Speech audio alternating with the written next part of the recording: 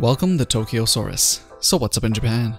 Okay, so I have to admit, I was one of those people that were really disappointed when Monster Hunter World was first announced, and it looked and sounded immediately like a dumbed down version of the original Monster Hunter formula that has been overwhelmingly successful in Japan. I think many of us assumed that that was the direction they were going in, since it was clearly stated that they were gunning for a Western audience. But the more and more we see of the gameplay and the things they are announcing, it seems more and more like we're going to be getting a truly next generation of the original Monster Hunter formula, and not a totally different game that more than some of us were expecting.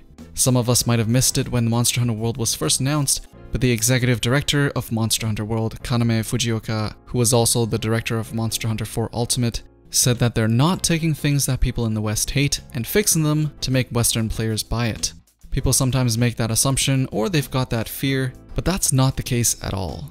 Pretty words from an executive isn't enough to convince me, but now that we know a lot more of the specific changes that are coming to Monster Hunter World, you be the judge. So here are some of them.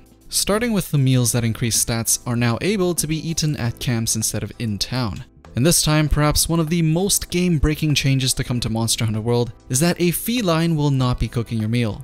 Instead, it'll be cooked by a receptionist that I can only assume is a human being. Next, we have player and feline equipment being changeable at the camp as well, and not only in town. Fields now will have several camps, and players will get to start from any of those camps. I'm guessing this is to account for the increased map size, which will be pretty hard to get around if we only have one starting place. A fast travel feature has also been implemented, and it will let you travel from the map to the camp. Stamina won't decrease until you find a large monster. So technically, you get to sprint for as long as you want until you run into a boss. So as far as I can tell, these are all quality of life adjustments made to save the player time, so that they can spend most of their time in the actual hunt rather than getting there. Gathering process is also sped up, monsters are easier to track, and players can join your world at any time. A part of the Monster Hunter charm came from the clunkiness of those processes, but on the other hand, being able to save a lot of time and going faster to the most enjoyable part of the game, which is the combat, is a change I don't mind trying out. And no more loading screens between each areas of the map. That alone means an instant pre-order from me. Now the following change is a pretty controversial one and the one that has been most hotly debated. Drinking a potion no longer requires you to stop in your tracks to drink it, so you can now heal and move without losing any movement speed. Potting up was a pretty big part of the combat, as if you mistimed your heals, you would be punished. Now that you can move and heal at the same time, battles will definitely be easier in that respect. It seems like they're going to be going for a faster paced combat than the original formula, and they will most likely balance it elsewhere. So let's continue. In the boss fight demonstrations that we've seen so far, attack patterns seem to be the same as the old Monster Hunter, so don't worry about that one. Monsters will just be as hard to figure out.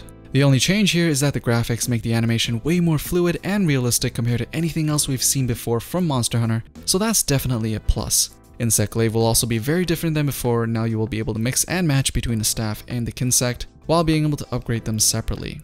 PS4 Pro support will be for better frame rate rather than 4K resolution, which is definitely another plus in my books. There are definitely things here that's going to make the game more accessible to everyone, but I think at least from what we've been shown so far, that the core gameplay remains intact and will not disappoint even the hardcore Monster Hunter players. So at the end of the day, do remember that the producer Ryozo Tsujimoto said very clearly they want Monster Hunter fans to feel like this is a Monster Hunter game through and through when they play it, and that they're never gonna lose sight of that, so don't worry. Well, they haven't failed you yet, so I definitely give this a go when it comes out. But still, you really didn't have to change the cook. Anyways, what do you guys think of Monster Hunter World so far? Does it look too casual? Does it look like a truly next-gen version of the original Monster Hunter formula? As usual, let me know down in the comments below. Thumbs up the video if you liked it, and don't forget to subscribe and turn on notifications for Tokyosaurus for the latest things people are talking about in Japan. Thanks for watching, and I'll see you guys in the next one.